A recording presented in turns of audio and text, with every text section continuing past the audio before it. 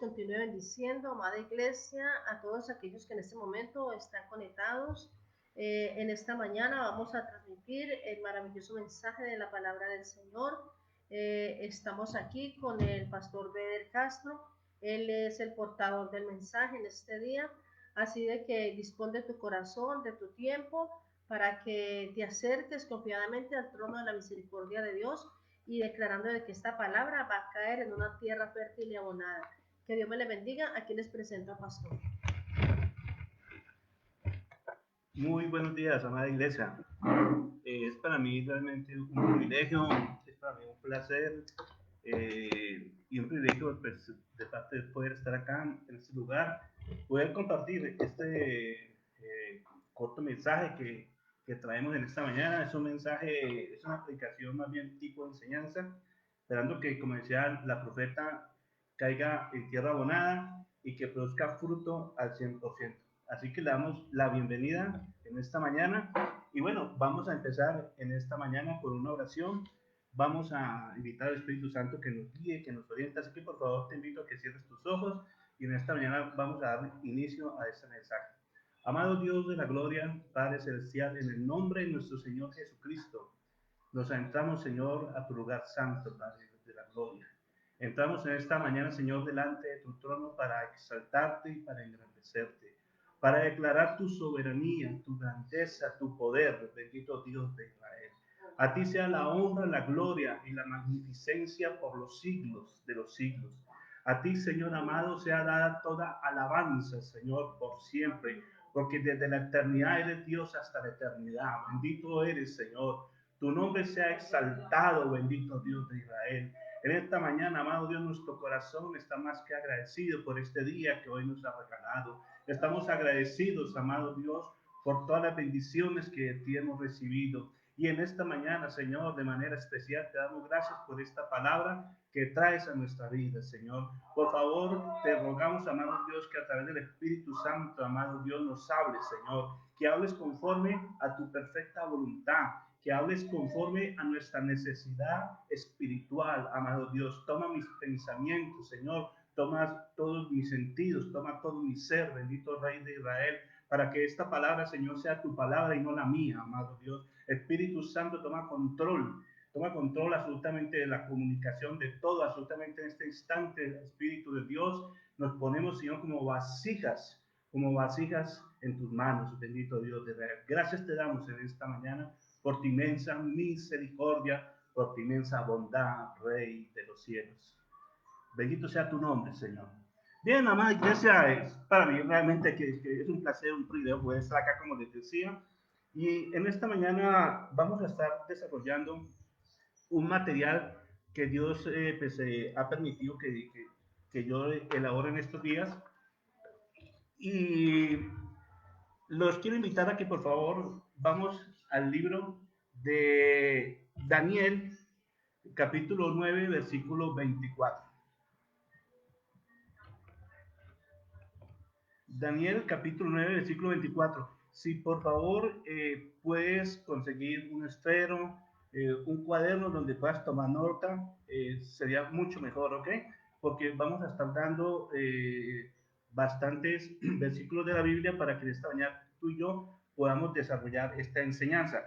El título de la enseñanza que traigo en esta mañana para la honra y gloria de nuestro Dios Todopoderoso es Pasos agigantados hacia la gran tribulación. Ese es el tema que en esta mañana Dios ha permitido que traiga ante ustedes. Se llama Pasos agigantados ante la gran tribulación. Así que vamos al libro de Daniel, capítulo número 9. Como le digo, vaya realizando un cuaderno, un blog de notas allí para que vaya por favor apuntando estos textos bíblicos. Hoy vamos a estar moviendo la Biblia seguidamente, así que sería muy importante pues que tengas en qué apuntar para que luego puedas ya repasar el tema que hoy vamos a estar viendo con la ayuda del Señor. Bien, dice la palabra de Dios, Daniel capítulo 9, versículo 24, dice la escritura: 70 semanas están determinadas sobre tu pueblo y sobre tu santa ciudad, para terminar la prevaricación y poner fin al pecado y expiar la iniquidad, para traer la justicia perdurable y sellar la visión y la profecía, y ungir al santo de los santos. Sabe pues y entiende que desde la salida de la orden para restaurar y edificar a Jerusalén hasta el Mesías príncipe, habrá 7 semanas, y 62 semanas se volverá a edificar la plaza y el muro en tiempos angustiosos. Versículo 26. Y después de las 62 semanas se quitará la vida al Mesías, mas no por sí. Y el pueblo de un príncipe que ha de venir destruirá la ciudad y el santuario, y su fin será con inundación hasta el fin de la guerra durarán las devastaciones. Versículo 27. Y por otra semana confirmará el pacto con muchos. A la mitad de la semana hará cesar el sacrificio y la ofrenda. Después con la muchedumbre de las abominaciones vendrá el desolador hasta que venga la consumación y lo que está determinado se derrame sobre el desolador. Ahora quiero invitarte que por favor vamos a otro texto bíblico, al libro, al Evangelio según San Mateo, capítulo 24. San Mateo capítulo 24 y vamos a estar leyendo el versículo número 21. 24-21. Dice la palabra del Señor. A ver, le doy tiempito para que busque el texto. Mateo capítulo 24, versículo 21. Dice la palabra del Señor. Porque habrá entonces gran tribulación, cual no la ha habido desde el principio del mundo hasta ahora, ni la habrá. Repito. Porque entonces habrá gran tribulación, cual no ha habido desde el principio del mundo hasta ahora, ni la habrá. Dios añada bendición a su palabra. Como les decía, el tema de hoy va a ser título Pasos agigantados hacia la gran tribulación. Pero primero, como de manera introductoria, permítame hacer un contexto histórico acerca de esto. La palabra del Señor y a través de la historia de la Biblia nos damos cuenta que desde los comienzos Dios había escogió un pueblo para a través de ese pueblo enseñarse, mostrarle y enseñarle a este pueblo su gran misericordia, su poder, su fidelidad, su amor, ¿cierto? Su magnificencia, y a través de este pueblo revelarse al resto del mundo, para que todo el mundo fuera bendición. Él le dijo a Abraham, le dijo, vete de tu tierra, de tu parentela, de la casa de tu padre, a la tierra que yo te mostraré, ¿sí? Y te bendeciré y serás de gran bendición, y bendeciré por medio de ti a toda la tierra. Entonces, Dios escogió al pueblo de Israel. Ese pueblo fue escogido por el Señor. Por lo tal, Dios tiene una agenda especial con el pueblo de Israel. Bien sabemos que el pueblo de Israel pues, ha sido un pueblo difícil, sigue siendo un pueblo difícil, ¿sí? Dios ha tenido que ir tratando con el pueblo de Israel en la trayectoria y con el paso de los años. Pero después de esto, entonces, aparece, y bendito sea Dios por su amor y su misericordia, aparece nuestro Señor Jesucristo, quien abre el panorama mundial de salvación. Él trae la salvación al mundo a través de su obra expiatoria en la cruz del Calvario, derrama su sangre preciosa para que todos aquellos que nos acerquemos a Él vamos a estar confiados de la salvación, podamos sentir ese abrazo, podamos sentir de que hay un Dios que está con nosotros y que nos ayudará en todas nuestras debilidades y que nos fortalecerá en aquellos momentos difíciles de nuestra vida. Podemos confiar en Él, podemos tener la certeza de que con Él llegaremos al fin de nuestros días y llegaremos a nuestra amada patria celestial. Pero después de que el Señor Jesucristo viene, Dios entonces continúa la agenda con el pueblo de Israel, sigue la agenda. Cuando el Señor Jesucristo viene, entonces se forma la iglesia del Señor, una iglesia preciosa que dice la Escritura que Él se la presentará al Padre vestida de lino blanco, limpio y resplandeciente, aleluya. Y damos gracias a Dios por eso, porque el Señor un día nos llevará delante de la presencia de nuestro Padre Celestial y estaremos allí por toda la eternidad.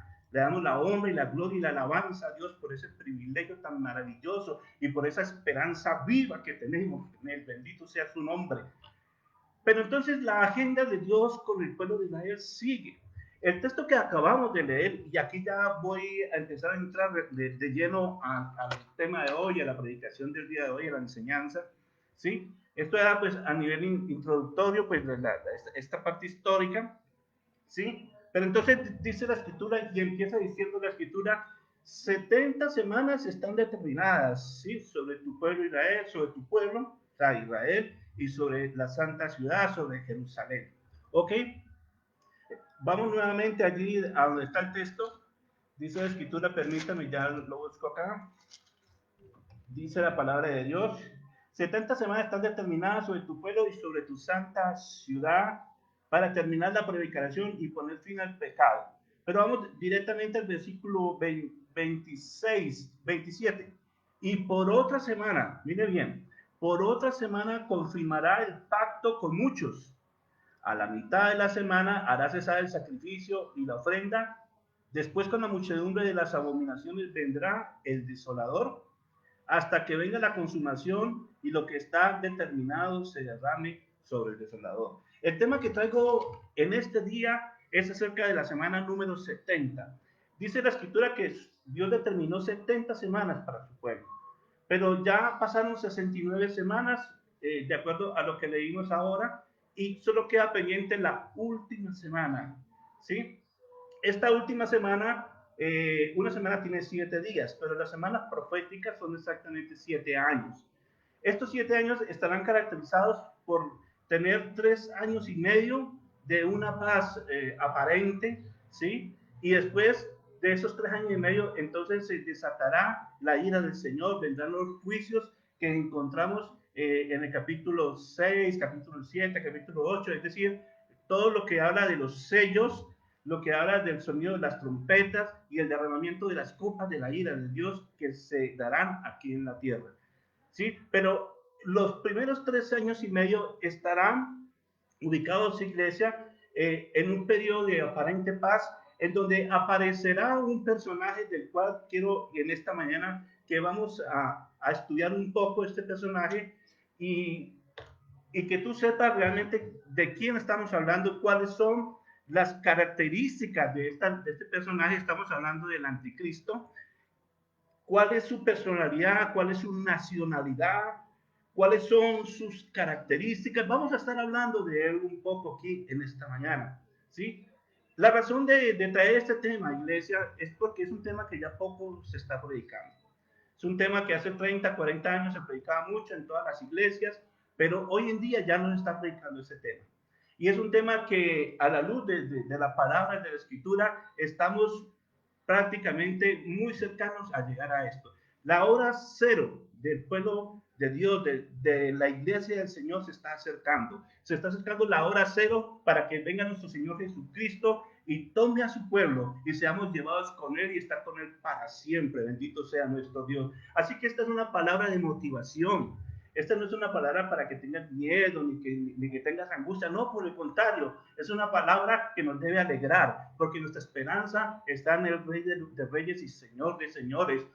Está allá en nuestra patria celestial, donde esperamos que Él regrese por su pueblo, por su iglesia. Entonces nos debe alegrar este tema, nos debe realmente, este tema es emocionar. A mí me emociona realmente poder hablar de este tema en esta mañana. Bien, entonces vamos a empezar hablando acerca de las características de este personaje que va a aparecer empezando la gran tribulación. Es un personaje que tiene mucho que pues, estudiarle, ¿sí? Pero vamos a ir dándole unas pinceladas, ¿sí? Unas pinceladas a lo que él es. Bueno, este personaje, dice la escritura, vamos al libro de Daniel, capítulo 11, y aquí es donde vamos a empezar a utilizar la palabra del Señor.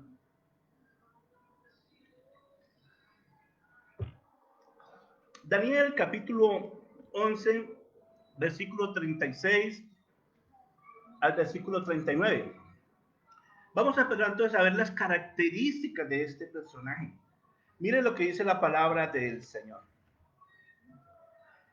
Y el rey hará su voluntad y se ensoberbecerá y se engrandecerá sobre todo Dios, y contra el Dios de los dioses hablará maravillas, dice acá, pero lo que realmente se traduce allí es que blasfemará, ¿cierto? En contra de Dios, dirá palabras o sea, para deshonrar a Dios, estará completamente en contra de todo lo que se llame Dios. Dice, y contra el Dios de los dioses hablará maravillas y prosperará hasta que sea consumada la ira, porque lo determinado se cumplirá. Sigamos leyendo, por favor, versículo 37. Del Dios de sus padres no hará caso, ni del amor de las mujeres, ni respetará a Dios alguno. Mire lo que está pasando, porque sobre todo se engrandecerá. Mire, iglesia, este personaje se va a caracterizar primero que todo por la soberbia, por la altivez, por su orgullo. Dice que en contra de Dios, se va a declarar este hombre que se va a engrandecer sobre todo, absolutamente todo, iglesia. La primera característica entonces del anticristo es su soberbia, es su altivez, su arrogancia. ¿Sí? Sigamos leyendo. Dice que del amor de las mujeres no hará caso. Algunos escatólogos, algunos teólogos creen, han considerado que este hombre posiblemente sea de pronto una persona homosexual, ¿sí? Que es posible que no guste del amor de las mujeres. Sigue diciendo la escritura, estamos en el versículo 36, y contra Dios hablará y prosperará hasta que sea consumada la ira, bendito sea nuestro Dios. Dice el versículo 37, del Dios de su padre no hará caso, ni del amor de las mujeres, ni respetará a Dios alguno, porque sobre todo se engrandecerá. Versículo 38, mire el versículo 38, por favor, mas honrará en su lugar al Dios de las fortalezas. Es decir, honrará al mismísimo Satanás, ¿sí? Dios que sus padres no conocieron, lo honrará con oro y plata, con piedras preciosas y con cosas de gran precio. Es decir, el anticristo, para que vamos entendiendo esta situación, como su nombre lo indica, está en contra de Cristo.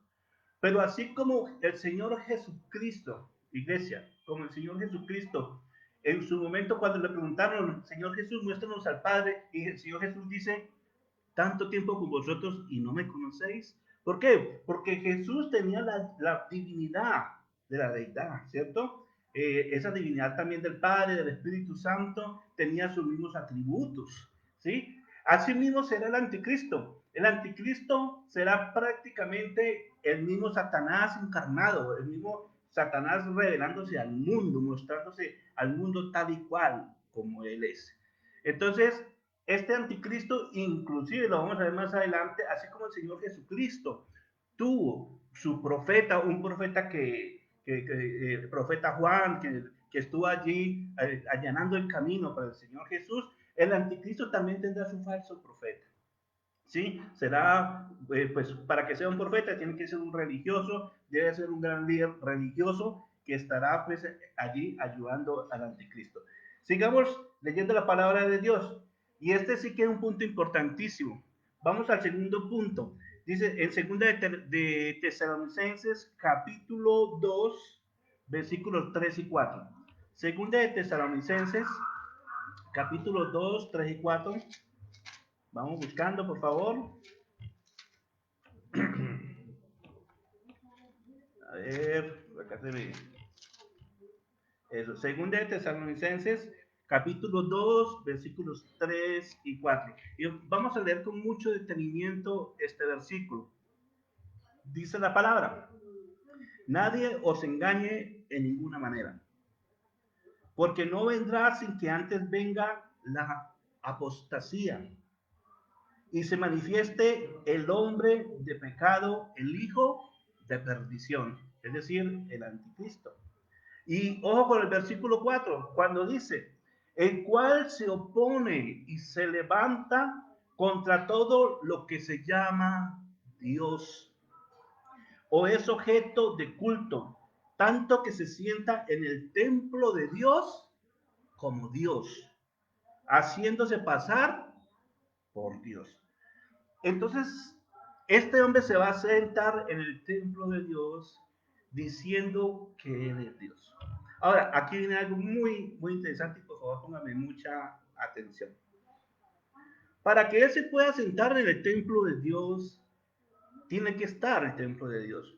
Nosotros bien sabemos que el segundo templo fue destruido en el año 70 después de Jesucristo, o sea, en el año 70 de nuestra era, por el general Tito, ¿sí? Cuando invadieron y dice la escritura que el templo quedó completamente derribado y se cumplió la palabra del Señor Jesús que dijo que no quedaría piedra sobre piedra.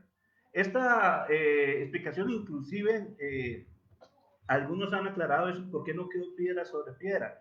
Porque es que el segundo templo, acuérdense ustedes que fue reedificado, sí, por los judíos, pero también con ayuda del rey Herodes. Y el rey Herodes no escatimó gastos, el rey Herodes también puso oro, bastante oro en las paredes, en los techos y en muchas cosas. Cuando en el año 70 se destruye, se incendia el segundo templo, el oro se derrite por completo a causa del calor, del incendio, del fuego. Y entonces, después del incendio, lo que estaban haciendo los mismos soldados que estaban allí, empezaron a partir piedra por piedra, ladrillo por ladrillo, a separar roca de roca para extraer el oro que se había derretido.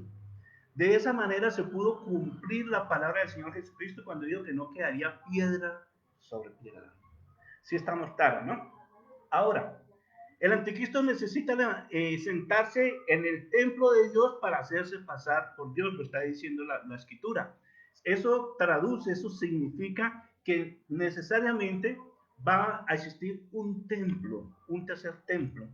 Ese templo en este momento no existe. Sabemos que en este momento lo único que hay en Jerusalén es el muro de las lamentaciones, que inclusive era el muro exterior del templo, porque estaba el templo y el rey Herodes mandó a que se le hiciera un muro exterior, ¿cierto? A ese templo, porque el rey Herodes mandó a hacer una explanada inmensa y rodeó el templo de Jerusalén con un muro. Entonces, el templo fue destruido completamente, pero quedó parte del muro que estaba rodeando el templo. Ese muro, lo que hoy conocemos como el muro de los lamentos, en donde el pueblo judío va y hace oraciones, hace intercesiones, bueno, peticiones de diferente índole, de diferente clase. Pero ellos están anhelantes, deseosos de poder construir el tercer templo. Ya nosotros lo sabemos, tú puedes ingresar por internet, ¿sí? Hay una página allí por internet, no me acuerdo en este momento cómo se llama, la casa del templo, algo así, pero en este momento se me va el nombre, y te vas a dar cuenta donde ellos ya tienen listo absolutamente todo.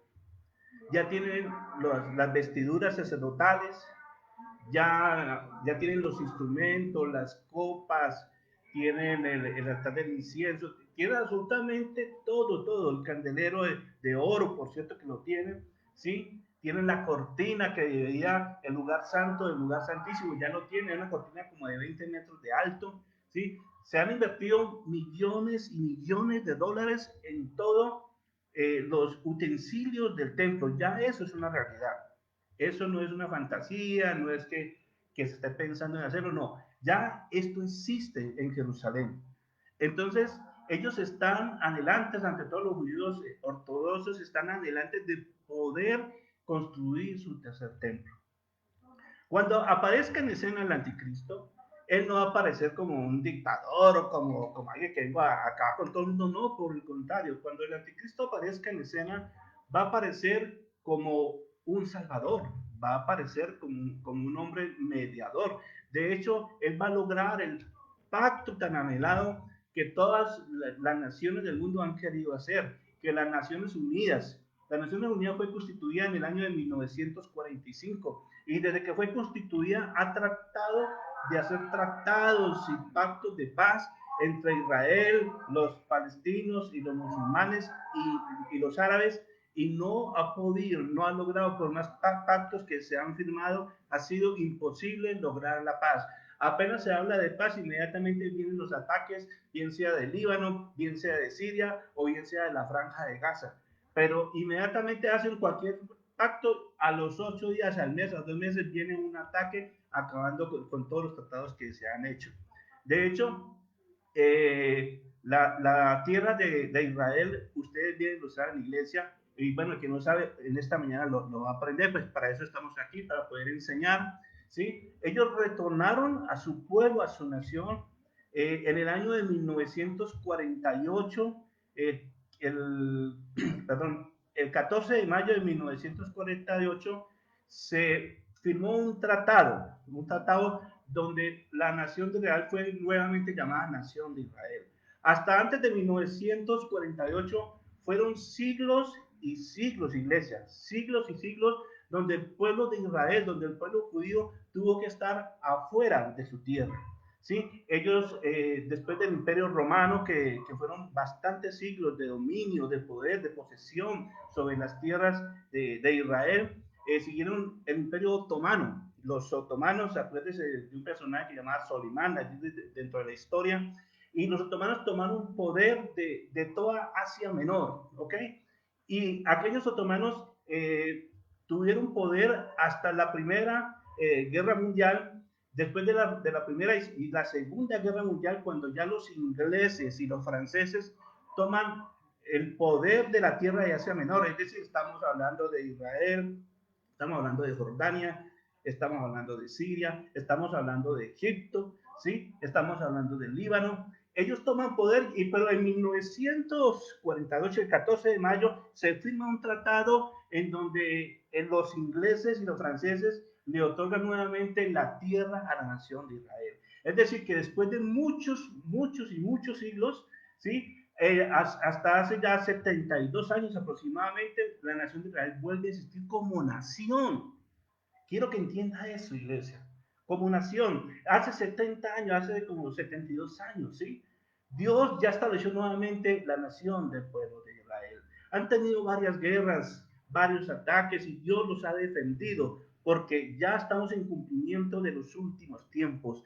Y así que este anticristo va a venir a este pueblo de Israel y va a favorecer, va a ayudar, va a firmar un pacto en donde el pueblo de Israel pueda por fin edificar su templo y se pueda cumplir esta palabra que está en 2 de Tesalonicenses capítulo 2 versículo 4, donde dice que él se sentará en el templo de Dios haciéndose pasar por Dios. Ahora, acerca de la nacionalidad del anticristo, ¿de dónde saldrá el anticristo? Es la pregunta que muchos se van a hacer, ¿sí? Una cosa sí es segura, y en esta mañana pues es para que aprendamos todos. Una cosa es segura, el anticristo tiene que tener ascendencia judía, no puede ser de otra manera, porque solo un judío podría ser el Mesías del pueblo de Israel. Recordemos que el pueblo de Israel no aceptó al Señor Jesucristo como su Mesías, acordémonos de eso, y por eso fue crucificado allí en la cruz del Calvario, ¿sí? Pero ellos están esperando al Mesías que para ellos no ha llegado. Ellos en la época de nuestro Señor llamado Jesucristo esperaban a un rey que llegara con poder, con autoridad, que destronara a los del Imperio Romano, que eran los que tenían el poder en ese momento sobre Israel, que viniera y derrocara a esos emperadores. Pero como no fue así, entonces ellos están esperando un Mesías que llegue, y este Mesías va a llegar ofreciéndoles protección, este Mesías va a llegar ayudándoles, diciéndole que pues él es judío, o sea, no hay otra manera sino que tiene que ser de ascendencia judía. Escúchelo muy bien, iglesia, el anticristo tiene que ser de descendencia judía, no hay otra manera, porque ellos de otra forma no lo recibirían como su Mesías. En cuanto a la nacionalidad del anticristo, la nacionalidad. Sabemos que para los judíos, para tener la nacionalidad judía, es solo basta con demostrar que eres de descendencia judía. Es decir, es un ejemplo, estamos en Colombia. Si un judío está aquí y tiene hijos en Colombia, el solo hecho de que él demuestre de que él es judío, ya su hijo adquiere la nacionalidad judía, estando en Colombia sin nunca haber ido a Israel. Pero el hecho de ser de descendencia judía, ya eso le da la nacionalidad judía. ¿Sí? Entonces, y ellos, por cierto, que si tú hablas con un judío, ellos saben de qué familia vienen, de qué tribu vienen, ¿no? Que yo vengo de la tribu de Isaacar, que es Zabulón, otros no, yo vengo de la tribu de Judá, otros dicen, no, yo vengo de la tribu de Leví. Ellos saben su procedencia, ellos conocen su historia. Entonces, ¿para qué te explico esto, iglesia? Yo te explico esto para que sepas que el anticristo puede salir de cualquier nación prácticamente, después de que tenga sangre judía, ¿sí? Lo más seguro es que salga de por allí de la Unión Europea, por allí del Asia Menor posiblemente, pero puede tener cualquier nacionalidad. Puede ser alemán, puede ser italiano, puede ser francés, puede ser donde haya estado. Acordémonos que el pueblo judío, ¿cierto? Que el pueblo judío dentro de su éxodo acudieron a toda Europa. Ellos fueron a Alemania, ellos fueron a Francia, ellos fueron a España, estuvieron en Rusia, estuvieron mucho, en casi toda Europa. Entonces, tenemos descendencia judía en todas partes del mundo prácticamente en este momento. Entonces, lo que importa en este momento es que tiene que ser judío y venga de donde venga, después de que pueda usar que es judío, lo van a recibir como el Mesías. Pero sigamos que nos estamos quedando mucho en este punto. Vamos a ir a Apocalipsis capítulo 13, versículo 16, por favor. Apocalipsis capítulo 13. A veces me disculpa que a veces me detengo mucho en un puntico, pero es que no puedo dejar pasar ciertos detalles, ciertas cositas que es bueno que todos sepamos y que todos conozcamos. La verdad que es que este es un tema que a mí en lo personal me ha apasionado desde hace muchos años y me encanta y me fascina y me gusta meterme por allá y todas esas cosas. Pero entonces, a ver, vamos a ir agilizando porque ya el tiempo está corriendo. Apocalipsis capítulo 13, versículo, ya digo que versículo porque me gustaría que leyéramos desde antes del 16, ¿sí? Vamos desde el versículo 3, qué pena. Apocalipsis capítulo 13, desde el versículo número 3. Aquí vamos a descubrir otras cosas del anticristo. Mire, vi una de sus cabezas como herida de muerte, pero su herida mortal fue sanada y se maravilló toda la tierra en pos de la bestia. Oiga, se maravilló toda la tierra en pos de la bestia. Pero miren lo que sigue diciendo acá. Y adoraron al dragón. ¿Quién es el dragón? Satanás. Miren, y adoraron al dragón que había dado autoridad a la bestia. La bestia es el anticristo. Adoraron al dragón que había dado la autoridad a la bestia. Y adoraron a la bestia. Es decir, adoran a Satanás, pero también adoran a la bestia, adoran al anticristo. Vean cómo se va a poner esto en la gran tribulación, iglesia.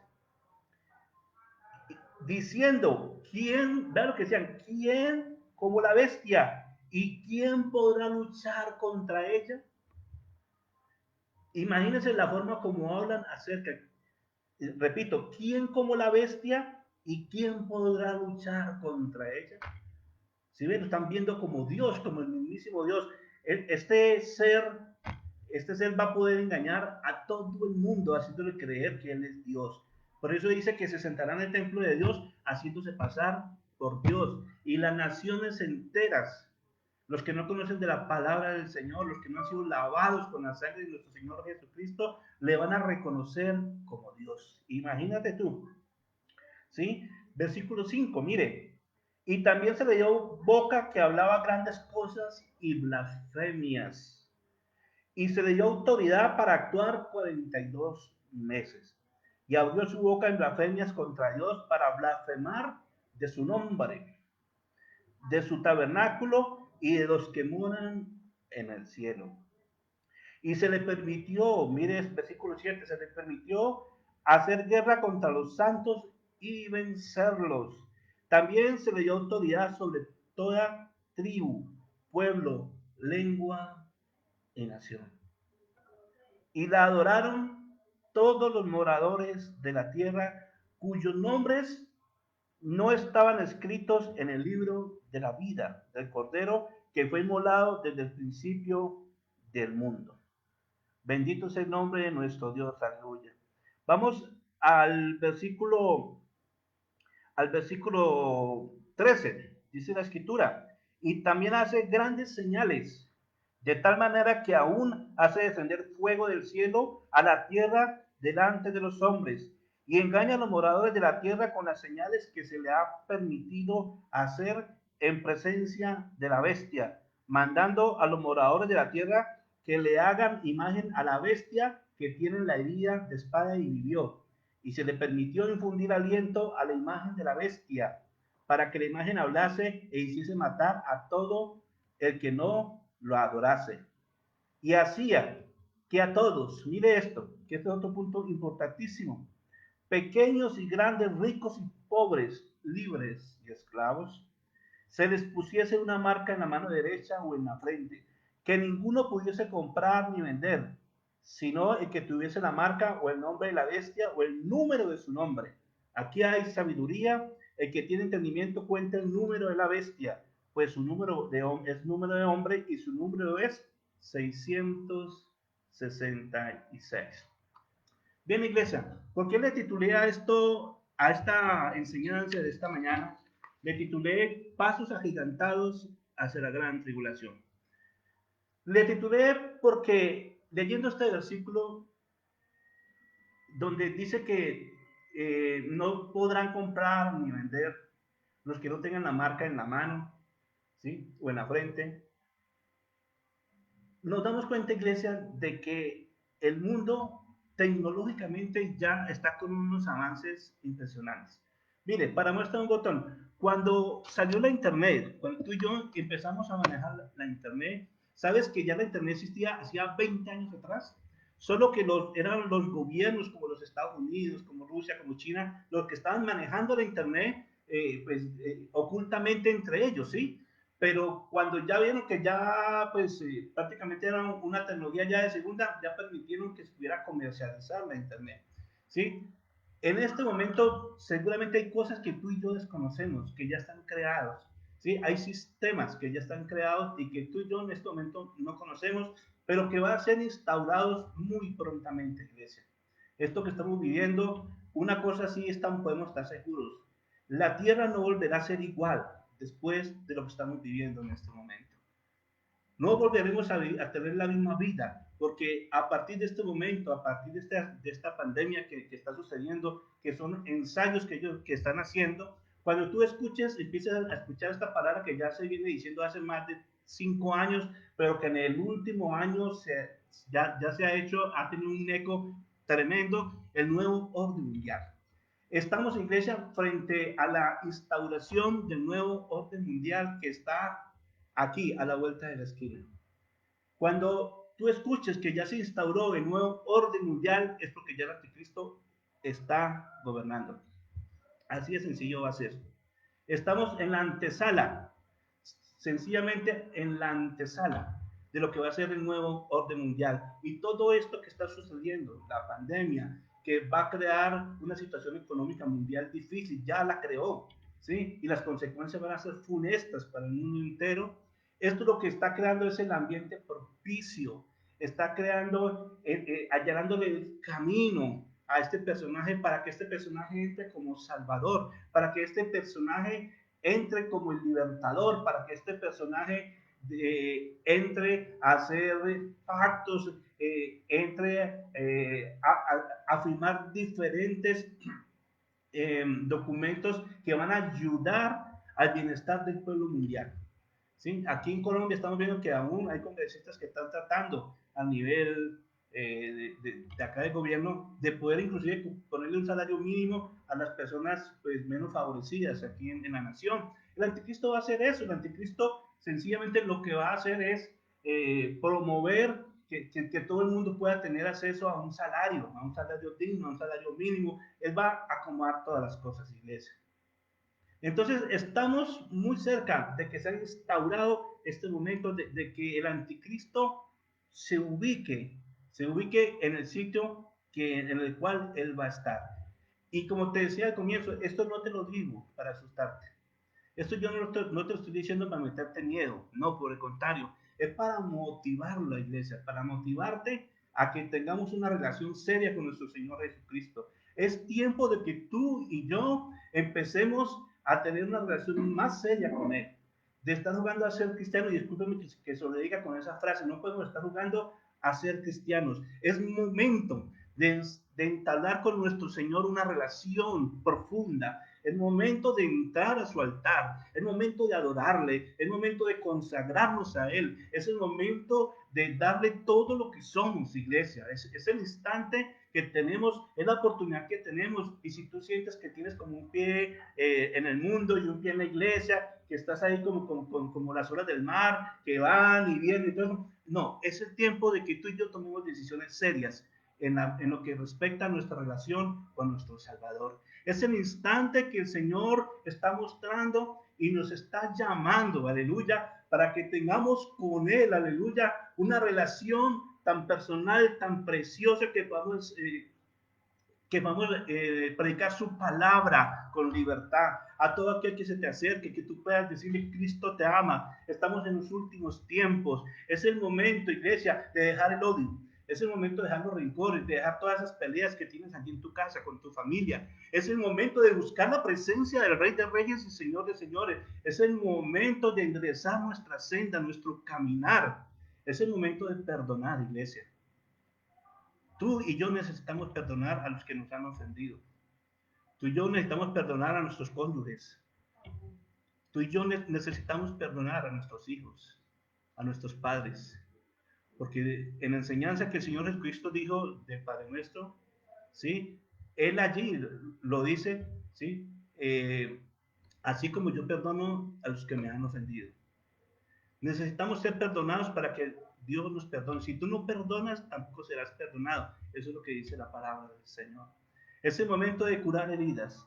Es el instante, iglesia, de que Dios nos está llamando a una vida de mayor santidad, de apartarnos más para Él, de leer más su palabra. Es el momento que ya empiezas a leer la palabra, iglesia. Que empecemos a leer esta palabra, a profundizar en ella. Que no la tengamos allí como ese adornito tan bonito que se ve, y hay veces que hay unas casas que tienen una Biblia grandotota, nomás de hermosa, pero es solo eso, un adorno. ¿Sí? Es el momento de vivenciar la palabra del Señor. Pero sigamos, para que vamos terminando con este tema maravilloso. Sin duda alguna, el anticristo tendrá autoridad sobre los 4 poderes humanos que rigen a este mundo. ¿Cuáles son los 4 poderes humanos que rigen a este mundo? Estamos hablando del poder político, del poder militar, del poder económico y del poder religioso. El anticristo va a tener acceso a estos 4 poderes. Él va a gobernar a través de estos 4 poderes, repito, el poder político, militar, económico, religioso. Así que iglesia, esto es lo que va a acontecer con el anticristo en los primeros 3 años y medio.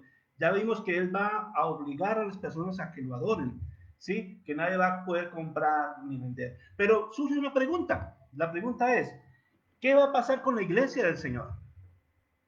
Es una buena pregunta. ¿Qué va a pasar con la iglesia del Señor en este tiempo? ¿Será que la iglesia del Señor pasará la gran tribulación? Mucha gente se hace esta pregunta. Y permítanme en esta mañana, muy rápidamente, explicarles a ustedes 3 puntos. Hay 3 posiciones frente a este tema.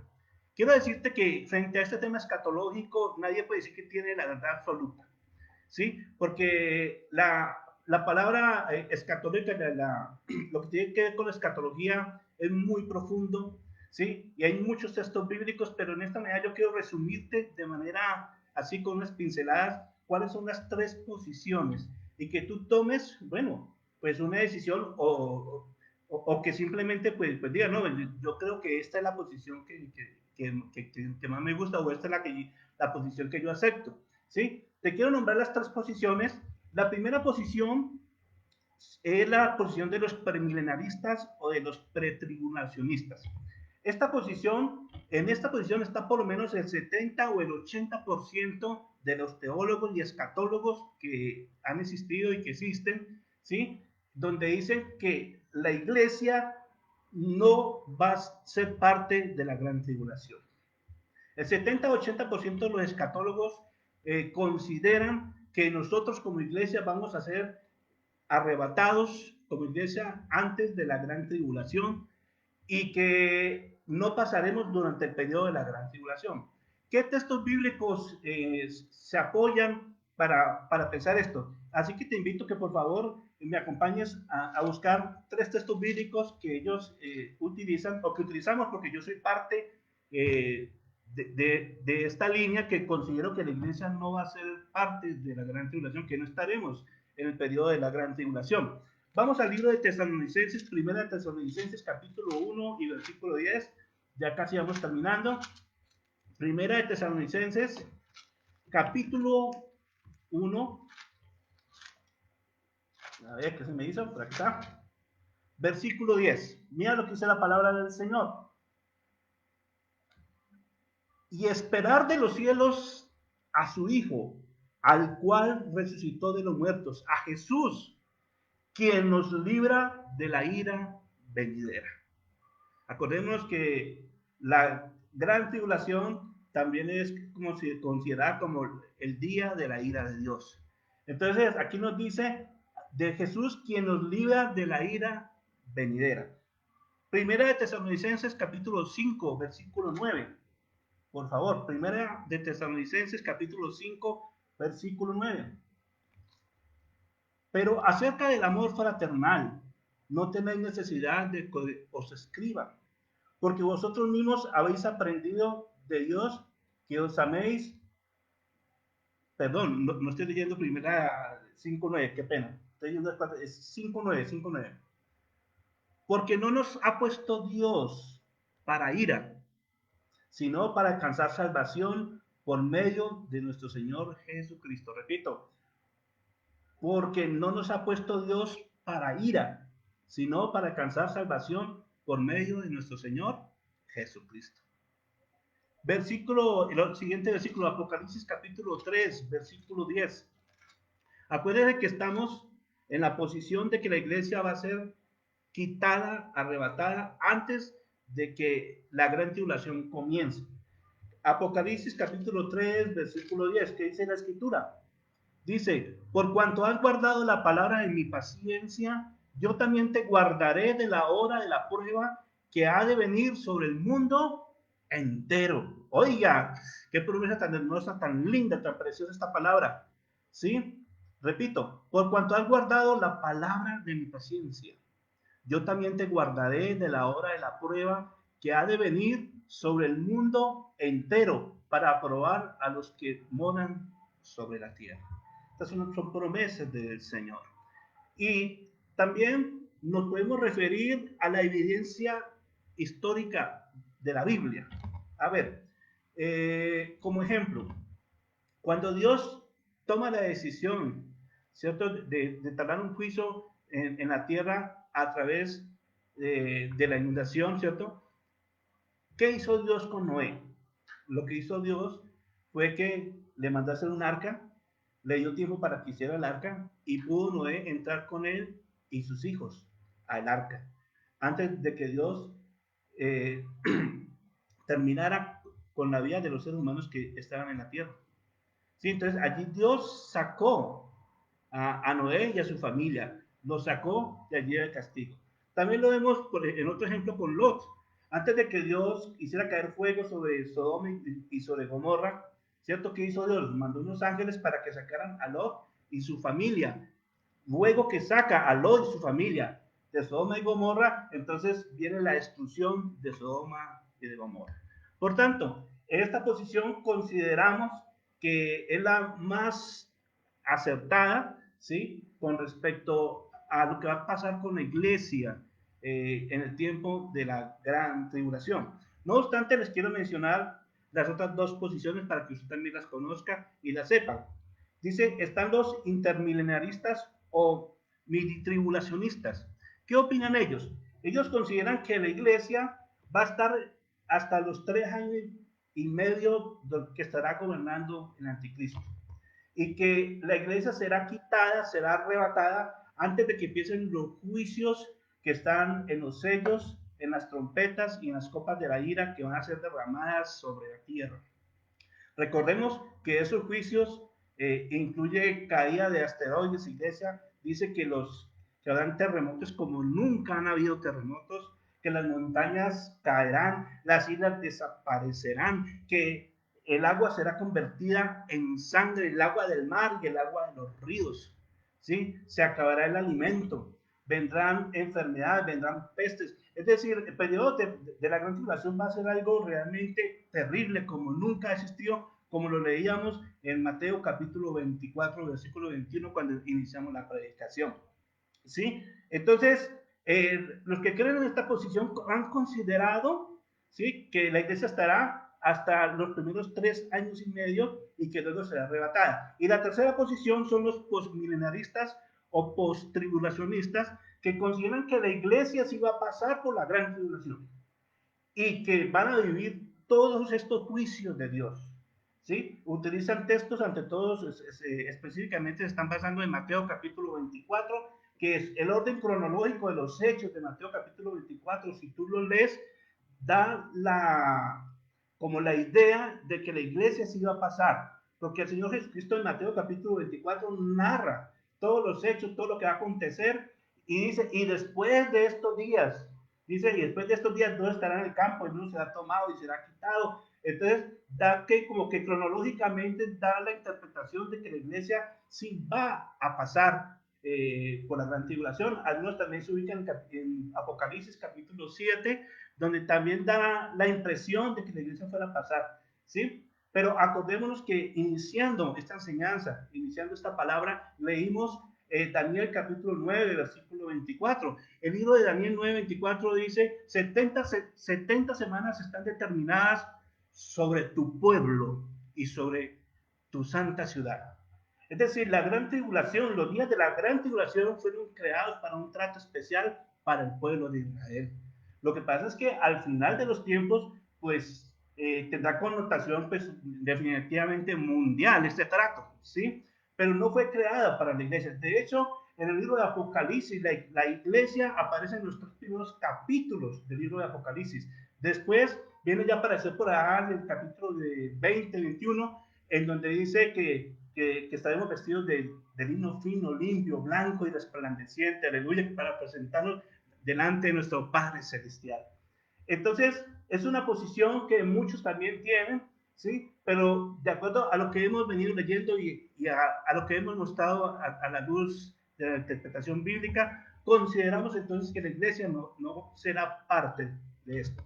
Pero sí va a haber gente que se va a quedar en la gran tribulación, van a haber personas creyentes que no van a ser arrebatados, personas que no están consagradas con el Señor, personas que se van a quedar, porque la Biblia en el libro de Apocalipsis también narra que hay personas que van a ser decapitadas en la gran tribulación, van a morir por causa del Evangelio, por causa de la palabra, los que nos hagan colocar la marca en la mano o en la frente, iglesia. Entonces sí van a haber personas y van a aceptar al Señor Jesucristo en la gran tribulación. Es decir, sí, hay gente que se va a salvar en la gran tribulación, pero van a tener que pasar por todas estas situaciones, por toda la persecución que el anticristo montará en la faz de la tierra. Por eso la invitación en esta mañana, amada iglesia, ya estamos aquí ahora sí terminando, es a que tú y yo, por un instante, analicemos nuestra vida con el Señor. Que por un instante tú y yo tomemos la decisión de enamorarnos del Señor realmente, ¿sí? Que no pongamos primero nuestros intereses personales, nuestros intereses económicos, sino que de una vez y decididamente pongamos todo nuestro ser a los pies del Maestro. Que de una vez y por todas, tú y yo tomemos la decisión de decirle, Señor, te amo. De decirle, Señor, tú eres mi vida. De decirle, Señor, aquí estoy. Aquí estoy como un vaso, bendito Dios. Límpiame, Señor. Úsame conforme a tus propósitos eternos, amado Rey de Israel. La invitación es en esta mañana, amada iglesia, es a que tú te prepares, porque estamos en los últimos tiempos. Esto se ha venido hablando desde hace muchos años, desde los años 50, 40, ¿sí? Pero no solo de hablar en las iglesias. En las iglesias hoy en día solo se habla de prosperidad. Y el reino ahora, el reino aquí, que no sé qué, y no sé qué más cosas. Pero la verdad es que el arrebatamiento de la iglesia está cerca, iglesia. El arrebatamiento, la hora cero de que seamos arrebatados está al voltear la esquina. Así que mi invitación, amados, es que nuestro corazón a partir de este momento pueda estar dispuesto a obedecer, a seguir las ordenanzas del Señor. O sea, como dice la Escritura, no endurezcamos nuestro corazón delante del Rey de Reyes y Señor de Señores. Aprovechemos estos tiempos, aprovechémoslos para estar con nuestra familia, para predicar su palabra. Aprovechémoslos para predicar esta palabra a aquellos que aún la están necesitando, aquellos que están pasando por momentos tan difíciles. En estos días de cuarentena hemos podido ver cómo en los hogares se están destruyendo. Yo estoy aterradísimo, aterradísimo. En el sector donde yo vivo hay hogares que se han destruido. Estoy aterrado porque estoy viendo eso. De personas cristianas, yo no estoy ni siquiera hablando de inconversos, estoy viendo hogares cristianos que se están destruyendo. Y eso da tristeza, eso da dolor. ¿Sí? Entonces, quiero que por favor cierres tus ojos por un momento y digamos al Señor, Padre de la Gloria, en esta mañana te damos gracias, bendito Rey.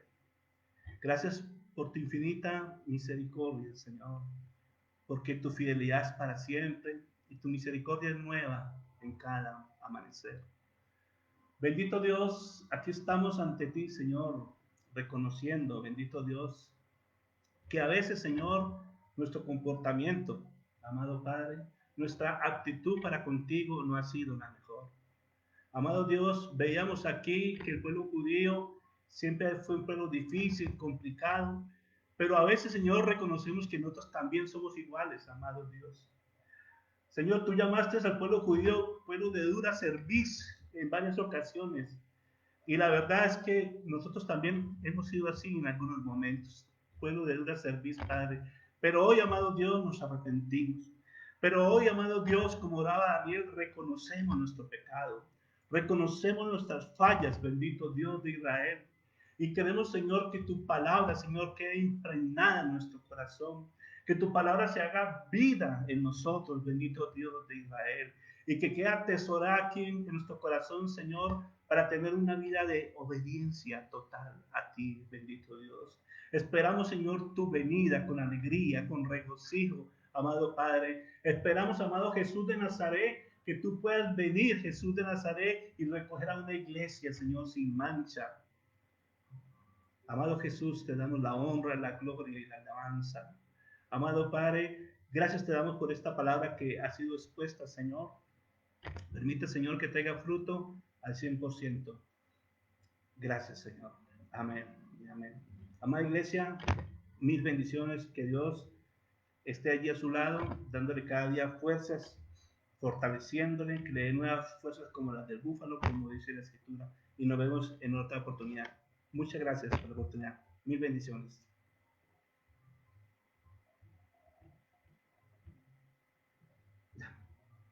Ya.